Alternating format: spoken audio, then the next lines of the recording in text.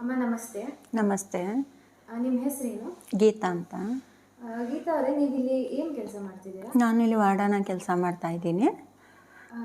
Warden ಆಗಿ ವೇಕಲ್ಲಿ ಕೆಲಸ ಮಾಡೋದು ನಿಮಗೆ ಹೇಗೆ ಅನಿಸುತ್ತೆ?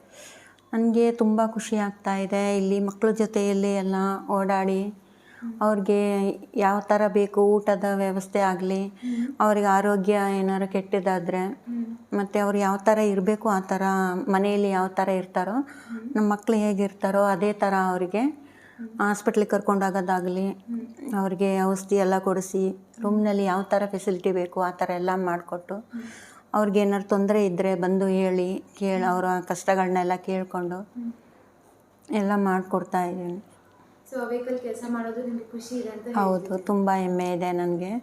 ಹಾಗೆ ಇಲ್ಲಿ ಮೇಡಮು ಸರ್ ಇಬ್ಬರೂ ಅಷ್ಟೇ, ಅವರು ನಮ್ಮ ಬಗ್ಗೆನೂ ಮಕ್ಕಳ ಬಗ್ಗೆ ಯಾವ ಥರ ಎಲ್ಲ ಕಾಳಜಿ ವಹಿಸ್ತಾರೋ ಅದೇ ಥರ ನಮ್ಮ ಬಗ್ಗೆ ಕೂಡ ಎಲ್ಲ ನೋಡ್ಕೋತಾರೆ.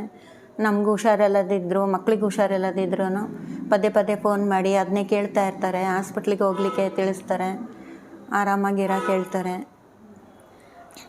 ಹಾಗಿದ್ರೆ ಈ ಸಂಸ್ಥೆ ಮುಂದೆ ಹೇಗಿರಬೇಕು ಅಂತ ನೀವು ಬಯಸ್ತೀರಾ? ಮುಂದೆ ಇದೇ ಥರ ಒಳ್ಳೆ ಹೆಸರು ಪಡ್ಕೊಂಡು ಚೆನ್ನಾಗಿ ಮುಂದುವರಿಯಲಿ ಅಂತಲೇ ಬಯಸ್ತೀನಿ ನಾನು.